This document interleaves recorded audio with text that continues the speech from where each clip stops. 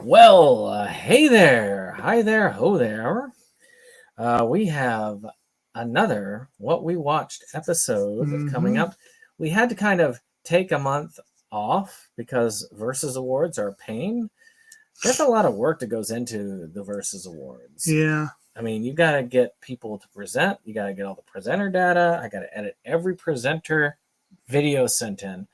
Then on top of that, we had to film the event itself, and that took us forever. Yeah. And when we did that, then I had to edit that. But it's done until next year, which may or may not be the last year I'm doing this. Just depends on if we get some more participation. So guys and gals, definitely we want to see some participations. Yeah, we love to keep going.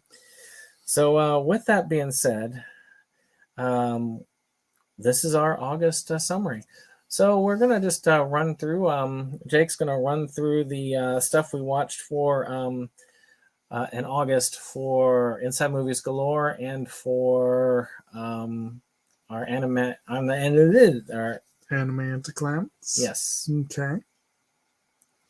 Well, kicking things off, I'm trying to remember. I believe this was. I have the links up here. It's Moe's month. Yeah, it was Moe's month. So we had The Street Fighter, which I watched the Japanese version. I think some people watched a different version of that. And then he led us through Lone Wolf and Cub, Sword of Vengeance. Very good film. It was quite good. It was quite enjoyable. Hawk the Slayer, for something a little different there. And then a sentimental favorite of mine, despite the fact that it is objectively a horrible movie, Planet of Dinosaurs.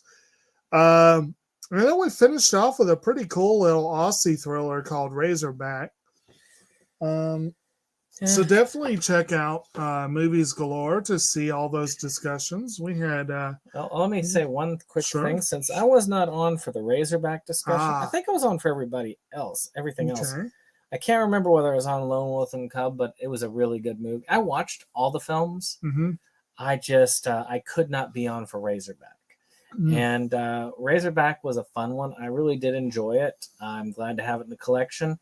It's a fun movie about a giant boar that kills people in the outback, which is just in general is a fun movie. I enjoyed it. Right. Sounds good. And then, of course, for our Animatic Comics on this channel, we covered one that did not get quite so rapturously welcome, Clamp School Detectives. It was one that I don't think anyone really was that blown away by, and that's putting it kindly. But we saw it. Yeah. Of course, now I have to go back and rewatch it because I wasn't able to watch my copy. And that kind of defeated the whole purpose of my voting for it in the first place. Yeah. Which kind of annoyed me. But my computer's being an annoying little bitch right now. And if I can't get it fixed... now you need to watch it again. You might have to take it to the Geek Squad. Well, I may have to if I can't get anything else done. But anyway. Well, I guess we'll get started. I got some fun ones. You got 6. I got 22. I have one 32. Or well, I don't know, somewhere in there. But I guess for every one, say 6. So 6 times 6 is what? 20. 6 times 6 is 36. So no, I can't do that. Maybe 5 for each one. Okay. That'll do it. But I did have one that was for a group discussion, but it wasn't for anything that you're involved in. So I figured I'd just do these separately. Okay. But the first thing was I watched I Love You, Philip Morris, because I had like a $1 copy that I got from Plan 9, which was really good. And I did enjoy this. It was a good Jim Carrey film. I've heard a lot of good things from what you've talked about. It's about this guy who is basically a con artist. Well, no, basically, he is a con artist. And his relationship with Philip Morris that he meets in his first stint in jail. And that realization that he has a hard time breaking his ways of conning, which is kind of interesting. I really didn't. I really did enjoy it. Again, Jim Carrey is an amazing actor when you allow him to be one. And he was hilarious in that movie. Absolutely hilarious. The movie has some scenes that won't be to all taste, but he is hilarious. Now, the next one I've got here is Jobs, which is one of two Steve Jobs films that came out that year. That's the Ashton Kutcher one. That's the Ashton Kutcher one. Again, I got it for $1, so, you know, I can deal with it for $1. And it's okay. And, I mean, it kind of goes over that initial push. And Ashton Kutcher does a good job playing the asshole that Steve Jobs was. And letting people know how kind of difficult he was to work with. I'm looking forward to eventually getting Steve Jobs, which I think is the other one. And I've heard that's the better one. Oh, it's excellent. I would need to see it first to say which one I like better. But, you know, Steve Jobs, for better for worse, really helped change the field. It definitely made me feel nostalgic when watching him work on Atari and all that stuff. So it was kind of cool. So it's 1, 2, so 3. Fearless, which is a, what was it, Jet Li? Not Jet. He did a movie called Fearless. That probably is that one, which was a martial arts film. And it was okay. And I don't remember much about it because it was just okay. And I had better that I've enjoyed. So, but it was an okay action flick. It came on a 2-parter that I got from Dane. The other one I probably talked about on the previous month, which was Unleashed. So that one I liked a lot. Final one was a short film that I watched for the just as a preparation for the Versus Awards and I guess Oscars, but I'm not psyched for Oscar season at all. So they kind of killed it for me in 2020. It was already dying and they just ended it. But Baby Bangs, which you can watch, I think on YouTube, which is a short documentary about a individual of color opening up their own barbershop in Louisiana. And it's got some pretty cool things about hair and just in general the community. It's a really good one and very good for tastes. Well worth, a handful of minutes it would take to watch. Cool. There you go. Oh, is it already my turn? Yep. Okay. So, first thing, that was also a short film. Actually, it was a contender for this year's Versus Awards that I believe you picked, and that was called Departure. Oh, and it's basically about a young lady who is departing for school, I believe. And she gets, I believe it's an Uber or a Lyft or some such thing. And the guy driving it engages her in conversation. And by the end of the ride, they're having a very good conversation. And that's pretty much the movie. It's nothing earth-shattering. I didn't feel like it was anything extraordinary, but I also thought it was pretty good, and I could see, why it got a nomination. I liked it, and glad I saw it. Yeah, it was a good one. I liked the interaction there, and it was in general a fun film. I can't remember what held it back for me precisely. There was something, but I don't know.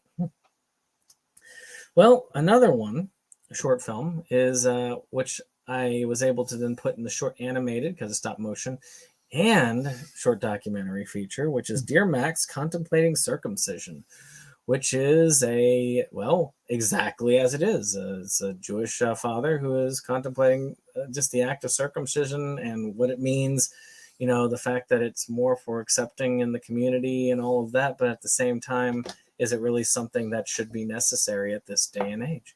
So it's kind of a cool little animated short, also on YouTube. So well worth checking out. And you get to knock out. You can knock out a contender in 2 categories. Yeah, if you're doing your rarity for shorts. So yeah, animated and documentary short subject. All right. Oh yeah, 5.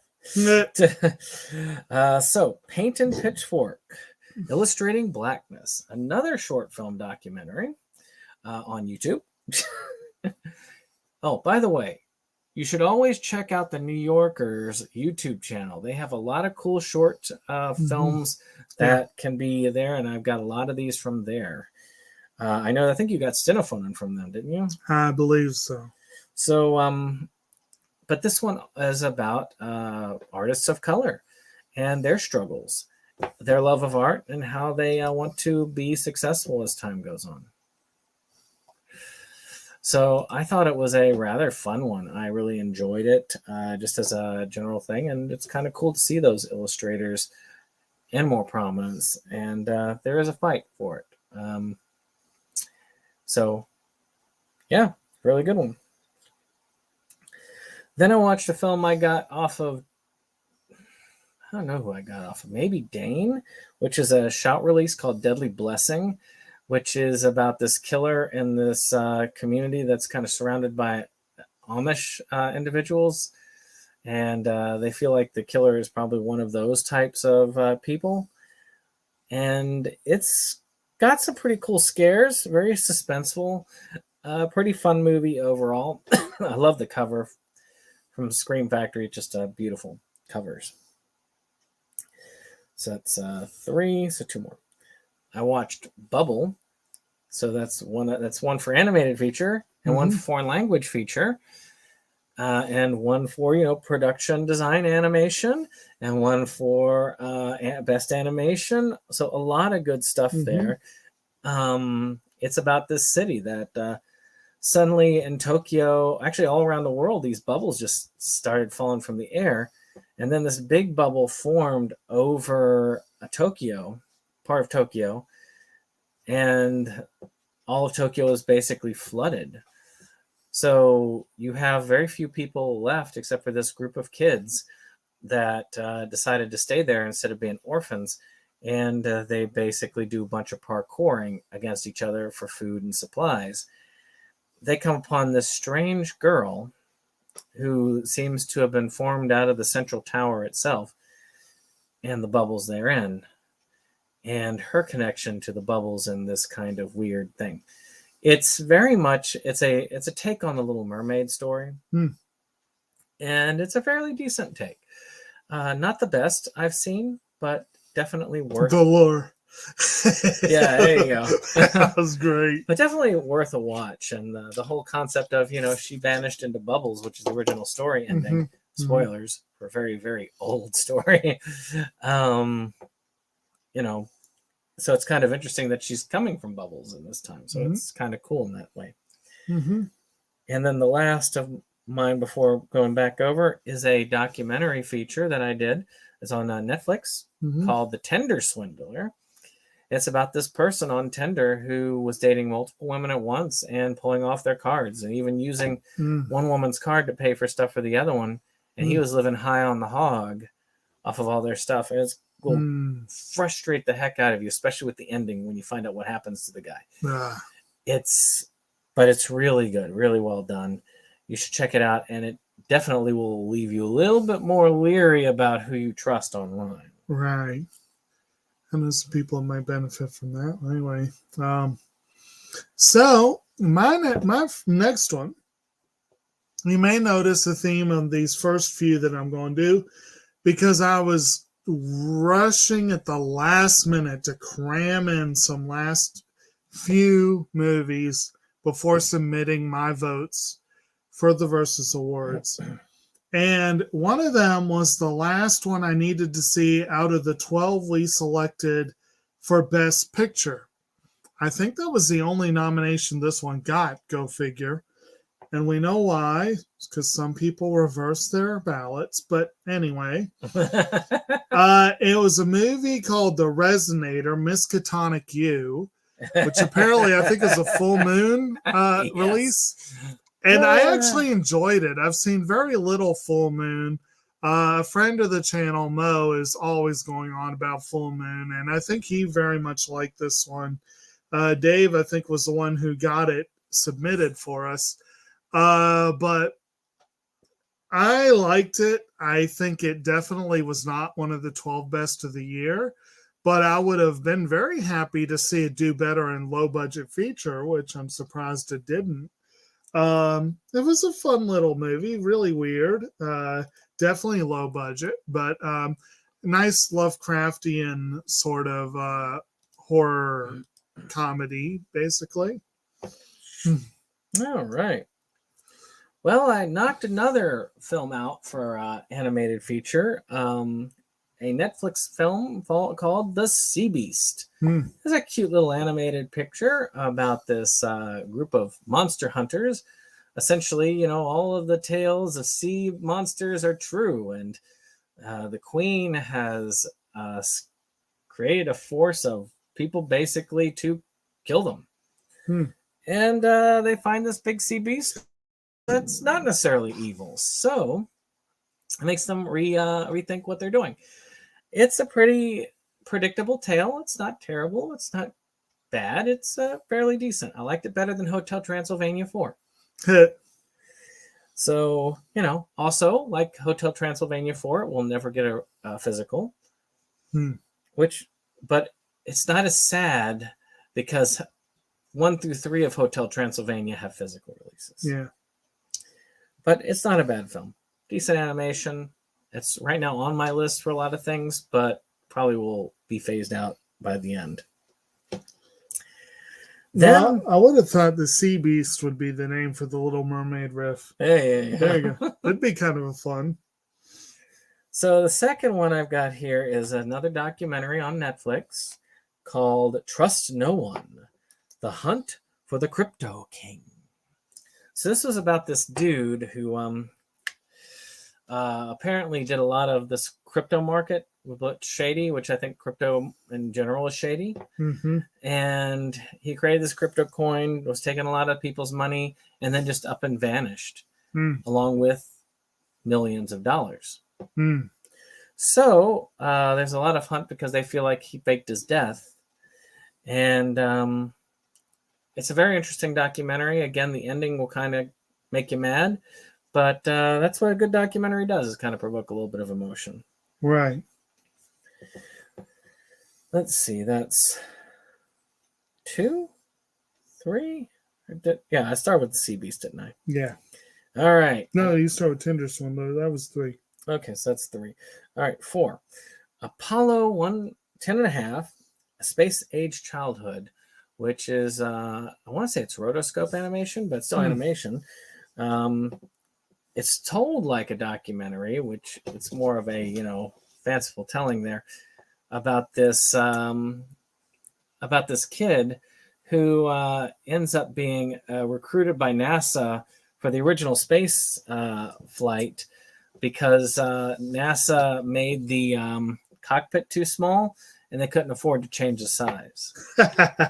It's got a lot of cool music in it, and in general, it's got a lot of reflection of the times that it was going on. It's a really good film. Cool. I think that it's well worth a watch. Very enjoyable, and has some amazing stuff. So one of the later entries in the Anhedenia grouping is the Cojones virus. This is a fun little film. Probably one of the there's hits and misses in this year's releases there, but there's a lot of releases this year. So let's no, don't eat the camera, Rosie. Okay, so there's a lot of cool things this year, and the Cojones virus is actually one of the better ones. Essentially, it's about this virus that when you get the virus, your cojones grow to a large size and become sentient. That one also had a surprise ending, and was mostly comical, with one exception. So it's worth checking out. I'd say that one alone is worth the price of admission for Anhedenia's Vimeo, which is $2. Which $2, that's worth $2 to watch that, and you get access to all the rest of the catalog. So hey, link down below. That's 5. Oh, is it? Okay. So next up, something completely different. Another film that I was watching for the Versus Awards that I really wanted to watch for the Oscars and just didn't get to it in time was a film that was nominated by both organizations for original song, which was Four Good Days. Okay.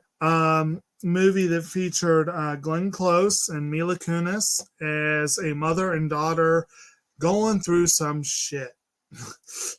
And not given enough credit, Stephen Root as the father figure in there. Really good movie. Hit really, really close to the bone. I found it almost triggering. I have people I want to show it to, but I'm worried it would be too triggering for them.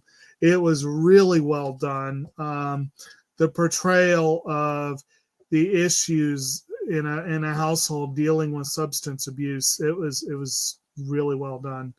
And I like the song by Diane Warren that Reba McEntire sang, Somehow You Do. But unfortunately, I really think Diane Warren's ship has sailed. She needs another I Don't Want to Miss a Thing or something like banger that. There. I know, she needs another banger.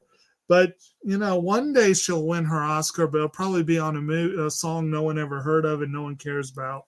And it'll just because she needs an Oscar.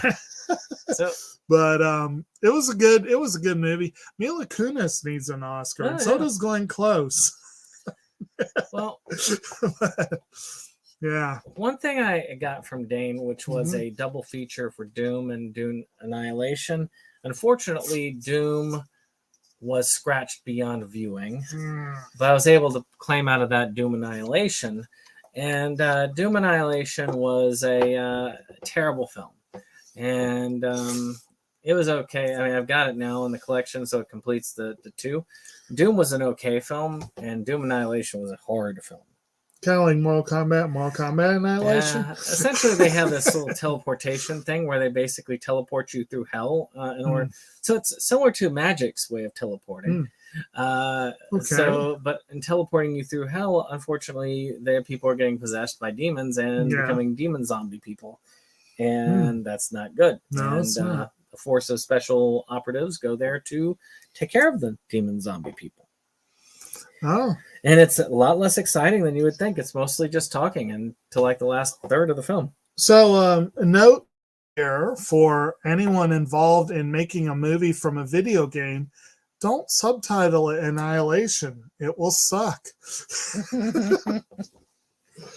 I also watched Detective Pikachu over, which is always fun. Yeah. I got a 4K from Dane, and, it's cool to have in the collection for a cheap price. And it's good to watch in 4K. So it was a fun film to watch. I enjoyed it. We've talked about this on the channel before, so I'm not going to let it. Now, in reference to what I just said, though, I would watch Pokemon Annihilation. Yes. So, not for the discussion, I watched the 10th Bad Ben film, Bad Ben Eulogy, which takes up from where we left off on Bad Ben Benign. And hopefully Mo and I are going to catch up to that discussion and do Benign this Saturday, and then hit Eulogy probably sooner than later. We'll probably do it when we do the Death of Lantern Schlockaholics episode, because we're hopefully going to do the Video Violence twofer and then Death of Lantern in 2 weeks, and then have that done. But Bad Ben Eulogy is a little bit, I'd say it's a better film than Bad Ben Benign. It was pretty decent. I liked a lot of the work that they did with it. I think it was a worthy film. I look forward to watching it again in a few weeks for the for Mo and I's take on it. All right. So I did some viewing of some War, and I watched the one of their films, not their first feature film, but their second feature film, Skullhead Face, which I would say the plot, but the plot is not really there. I mean, Skullhead Face is a monster that's been on doing some monstrous things, and Guar is there to save the day. And that's about all that there is to it. It's just a lot of gore music, a lot of craziness, a lot of madness. It's sad that this is out of print because it is screwed up, but screwed up in a good way. So if you haven't seen Skullhead Face, you should watch Skullhead Face. That sounds like something they should put on Vinegar Syndrome or something like that. So the only Meatballs movie that is not available on physical is Meatballs 3. I finally watched it. And Meatballs 3 is interesting. It's about this guy who's getting a summer job. And this porn actress dies in the middle of the act. But to get into heaven, she has to do a good deed. So she decides she's going to get this nerdy dude laid. Now, this nerdy dude, I think, is Patrick Dempsey, I believe. But she used to play a lot of nerdy kids back in the day. Yeah, I'll go start somewhere. And we just thought it was hilarious that basically they're trying to get him laid when just not long later, there was no problem with that on his end. And so she's doing the sort of It's a Wonderful Life angel thing and trying to help him get laid. And that's, in general, a fun little thing. I enjoyed it. Now I've got all 4 Meatballs films. Meatballs 4 has a standalone release. I don't remember the subplot in It's a Wonderful Life about getting George laid. Yeah, I know. It's hard to remember sometimes. All right, your go. Okay, so a film that definitely will be hard to forget. Again, this one probably got nominated because of someone reversing order on their list, but I'm glad it was because it gave me, I didn't even hear about it, so it gave me an excuse to watch it. It was a documentary called Eating Our Way to Extinction. I was surprised that came from him, actually. I am very surprised. But anyway, I probably would have nominated if I'd seen it. But first things first, Eating Our Way to Extinction is a polemic. There is no two ways about it. Yeah. It's pretty much a propaganda piece. Oh, darn straight. It is very it is very one-sided. But as you said, documentaries typically will take a position and influence you one way or another. But this is like Michael Moore level of taking a position and not giving two shits about whether it's balanced or not. And it was narrated by Kate Winslet, which makes it all the more interesting that it was so polemical. But basically, the film talks about our unfortunate eating habits and the fact that it's basically screwing over the planet. Now, I agree with the message, and I agree with most of what was presented, and what I didn't know before was backed up by what I already knew, basically, and I'm learning more now to back it up further. But suffice it to say, I did not think it was the best documentary I've seen because of its polemic nature, but also just it wasn't quite as well made as it could have been. But it was still influential. I am completely restructuring my diet, partly because of this movie. And so in that sense, it was effective in some ways. I hope other people saw it and took it seriously. It would have been a more effective tool had they done it a little better, though. I mean, definitely it is it's very strong on the go vegan or die aspect. But still very effective in how it does things. Yeah. So I am, I'm not going to say, I can't say I'm going to fully change my diet because of it, because a lot of the stuff I already knew. But there's a lot of things. I mean, to tell you the truth, there are things that we need to redo totally. Well, the images they showed at the salmon farms, that kind of put me off that idea. I don't eat much salmon anyway. I love salmon. There. It's hard. But now, as a follow-up to that, I've been reading a book, and I finished the first chapter yesterday. It's called Four Fish, and the first chapter is about salmon. Yeah. and it really does flesh out what they had in that movie. I mean, to me, seafood is so dangerous anyway. It is. I only eat it like once in a while anyway because of that. Right. Like I'll eat fish maybe once or twice a week. Well, you got an allergy excuse for much of it. Well, I can't eat shellfish anyway, but you know, so that's still right. But Stray. Mm-hmm. Stray was a big game that was released, and it came with the PlayStation like premium package, so I was able to download it and play it, you know, for the regular charge. And Stray is an awesome game. It is a platformer where you play as a cat in a post-apocalyptic future. Nice. Where the cat is, well, I mean, you've got to guide the cat over obstacles, and you get trapped in this domed city, and you find out a whole bunch of things about this. I could not recommend this more. It's not hard. It's very enjoyable. It has stuff that could get you if you really want to go back through the collectibles and stuff like that. It is a fun game. And just 1 second for spoiler warning for those who might want to not know. But I'm going to say this for those who might not do this because they are afraid they're going to kill the cat. Skip ahead like 5 seconds. They do not kill the cat in this. There you go. So I did watch Bad Ben Pandemic for our August one, which is probably my second to least favorite Bad Ben film. I liked it better this time around, but it still got a lot of disjointed nature. It's a bunch of fan films that were kind of like submitted to him, and he would well, Tom Riley does his commentary over it. It's decent, but definitely a low energy thing, but it was done in 2020 during the pandemic, so it makes sense. It really does. Then for Schlockaholics, I watched Games Master, What Have You Done? Again, and it's really fun. It's a gamers style film where essentially this Games Master is short a member for their game group.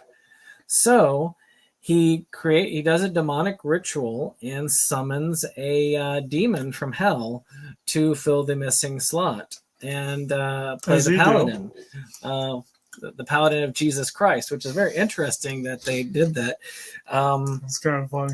It's actually a very fun movie. It's got it and its sequel, Dungeon Rubber, are almost entirely lost media at this point. You can, if you search for it, you'll get our talk about it, and you might run into the trailers because Breakfast for Demons does still have its YouTube channel up, but no real features on it. Which I'm sorry, they should have at least just uploaded these to their channel at this point. And I might even upload these to Internet Archive because of it. But also, let's see here.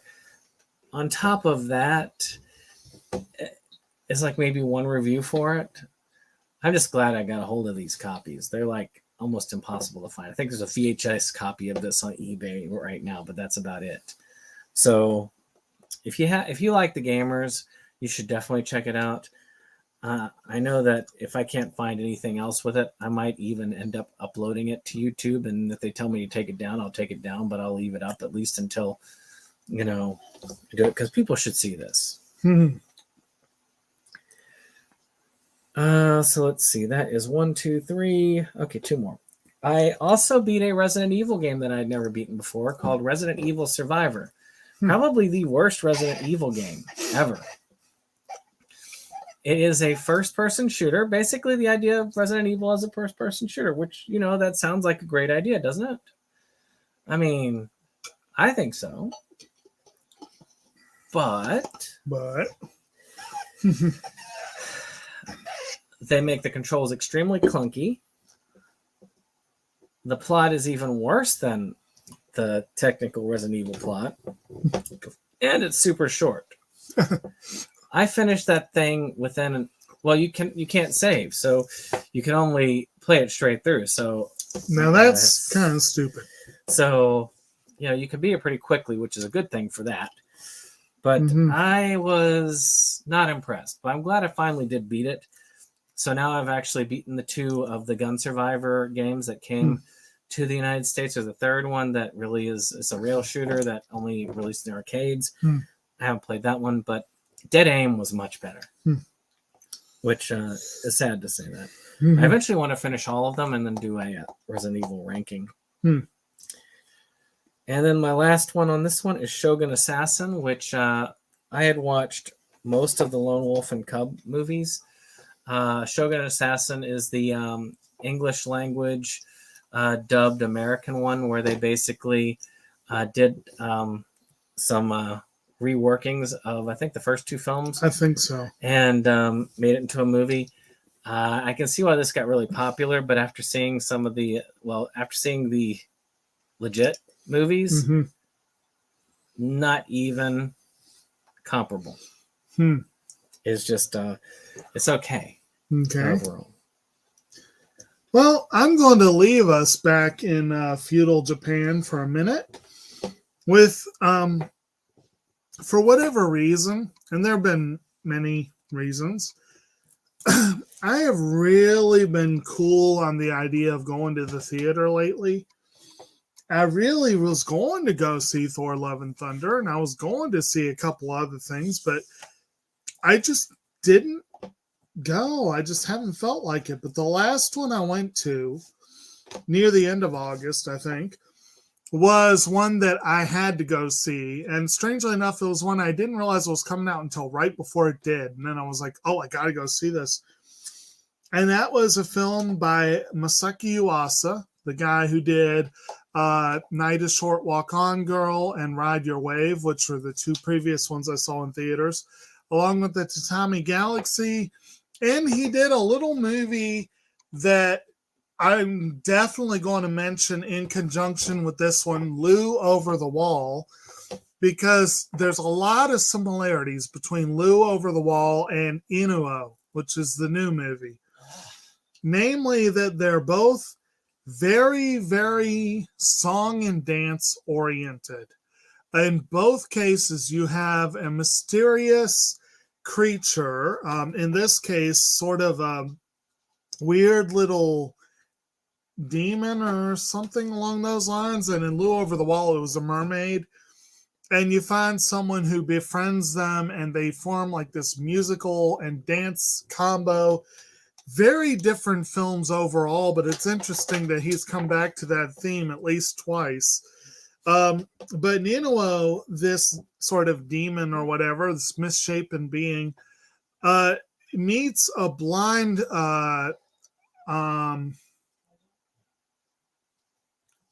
why am I drawing a blank on the instrument? I don't know.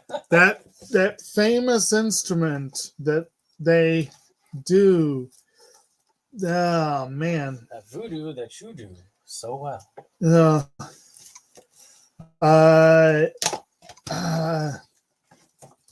Anyway, Biwa. That's it. I thought of it before I looked it up, but barely. Biwa? Yes, the Biwa. No, Biwa. So this Biwa player who's blind, there's an interesting opening that shows when he became blind. It had something to do with a cursed blade. There is some backstory about some of the, I mean, again, this took place during the Warring States period, and there is some like mystical undertones and everything. To be honest, I forgot most of the actual plot. I mostly paid attention to these 2 main characters who hook up and basically become, for lack of a better term, rock stars of the feudal period. And I've got to say, while I may have had trouble paying attention to the plot of the film, this movie rocks a pretty kick-ass soundtrack. It is an incredible soundtrack, and I was very, very, very pleased with that. It will be a Versus Award contender next year, or at least I hope it will be, because the music really, really was awesome. It had a lot of Yuasa's typical things, like he has weird animation style that's very distinctive. It was a fun time, and glad I got to go see that one. Yeah. All right, OJ, you can be right. Mm-hmm. I had to go talk to OJ. All right. Let's see here. So I watched the rest of my Lone Wolf and Cub set because, well, I was watching the first film for the channel, and 2 through 6 were pretty good. Cool. I'm not going to really say much more about that because it's just serial adventures of him and the kid. I mean, you can see the kid get older as it goes on. There's a Snowblood connection in one of the movies. It's, like I said, in general, it is a really good series. It was really fun, but it's just wandering samurai tales. I'm not going to really go into anything further than that because I want you to watch them. They're fun. Any one of them is really good. The first one, though, is the best out of the ones I saw, which is 6 of them. Then I watched an anime called Real Girl. I liked it so much, I ended up purchasing the premium for it. It's one I could see taken the wrong way by certain members of the community, but it's about this dude who basically has given up on interaction or love or anything like that. And he's approached by this stunningly beautiful girl who is ostracized by a lot of her classmates because they say that she's just basically sleeping around with all these guys. Because she ends up dating a lot of guys and just dumping them. And they start saying basically that she's been sleeping all around. And they form a relationship where at first they struggle with each other's eccentricities, but end up really falling in love. And by working together, they pull out some other outcast characters and pull them out into the open to eventually, well, like the real world. It's a really well done anime. It has a good definitive ending. So I love it when there's a complete story. They don't have an open ending. It's really well done. I look forward to watching it again. It really was fun series. I finally got my subscription worth for my I need to watch my High Dive.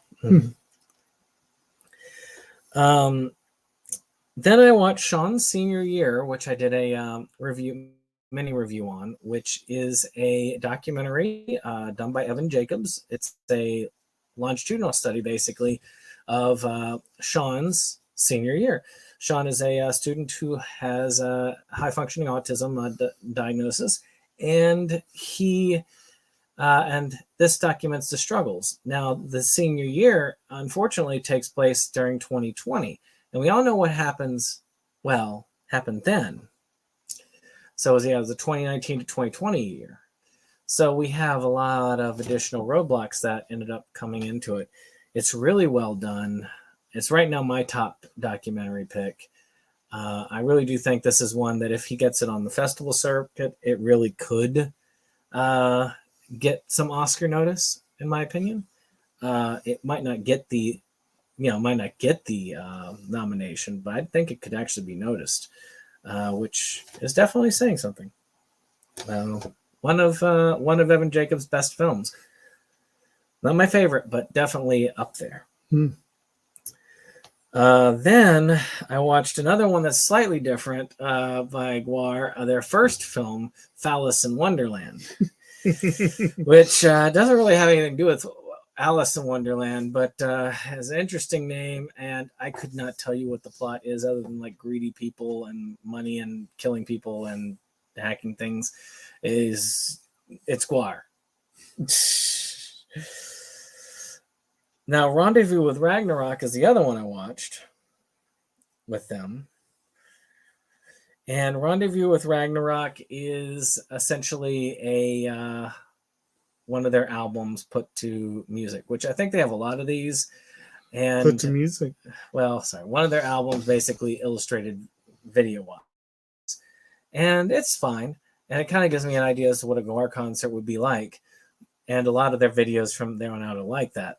It's only Phallus in Wonderland and Skullhead Face, which are their two actual feature films. This one's more just a which is weird. It's actually more straightforward than those two films plot-wise.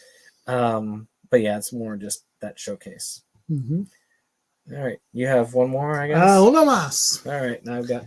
And this is also a 2022 contender, or contender for the year 2022. Let's put it that way. It'll be a 2023 contender.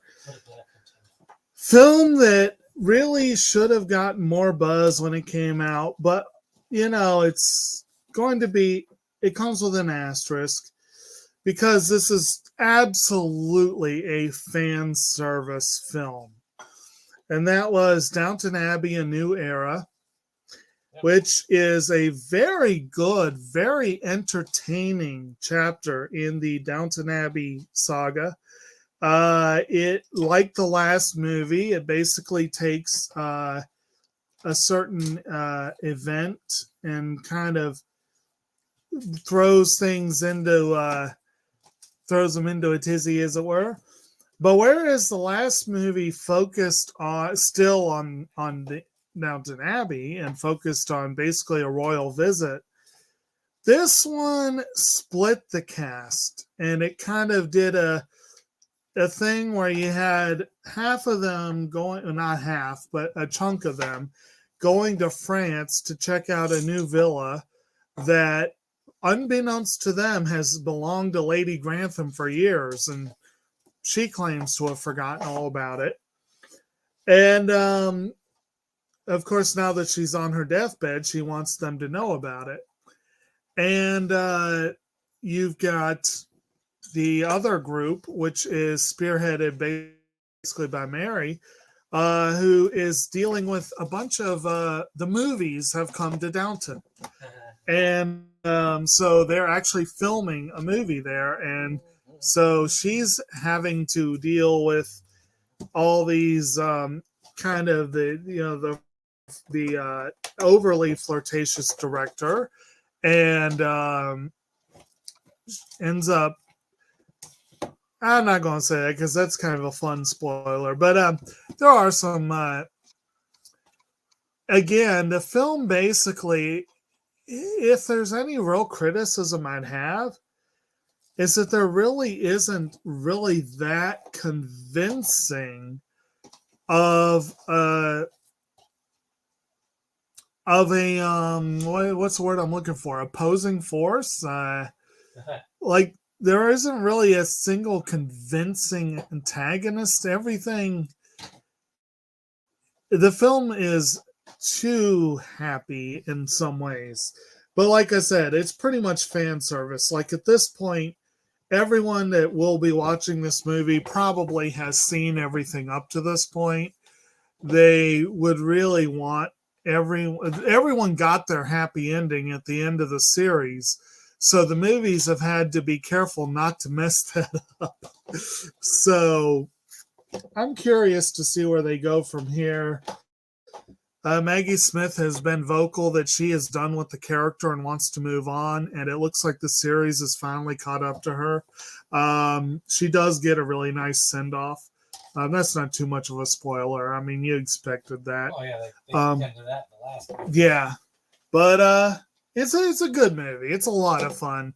And again, if you're already a fan of Downton Abbey, you'll love it. If you're not, you should at least be impressed by the music and production design. It is a beautifully shot film. It's like, it should be up in a lot of the below the line categories, but the last one wasn't either. So yeah, I think so. Yeah, in general, it's going to be a good piece, so to speak. So to speak.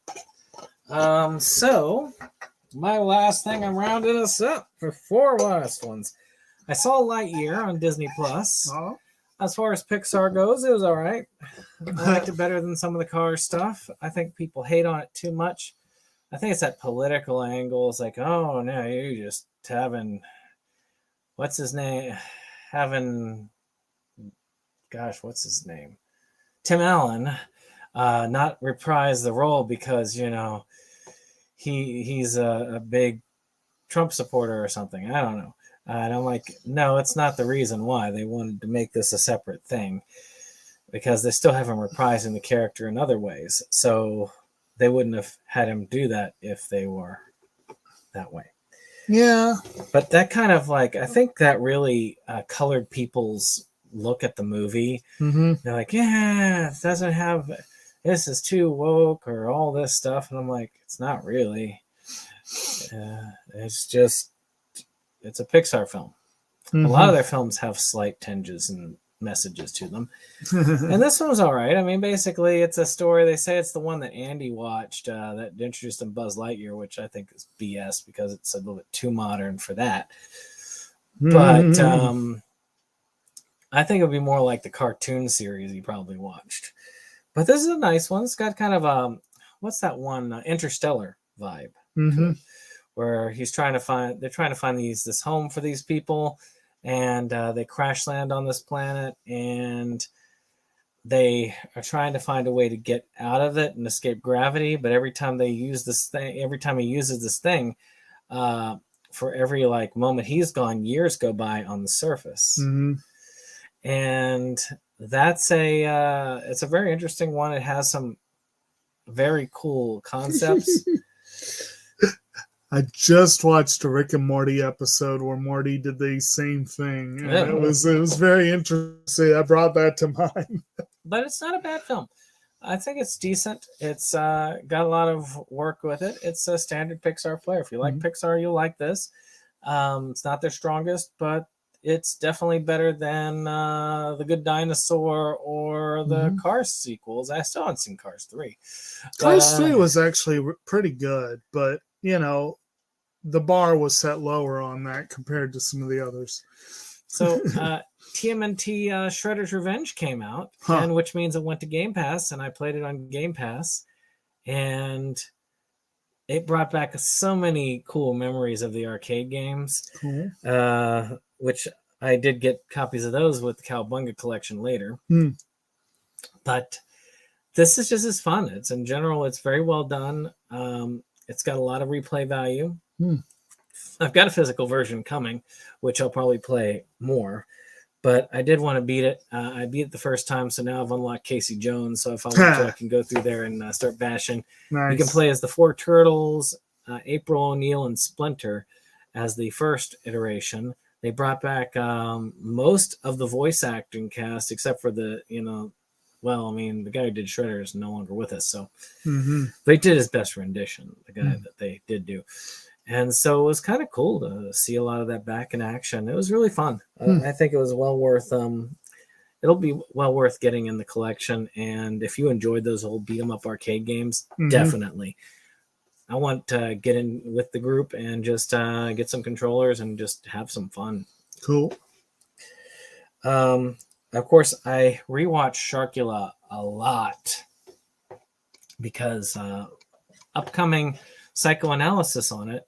For those who don't know what goes into it, I have to do a lot of watches, usually 4 to 5 watches of a film. This time I did 5 watches plus the commentary.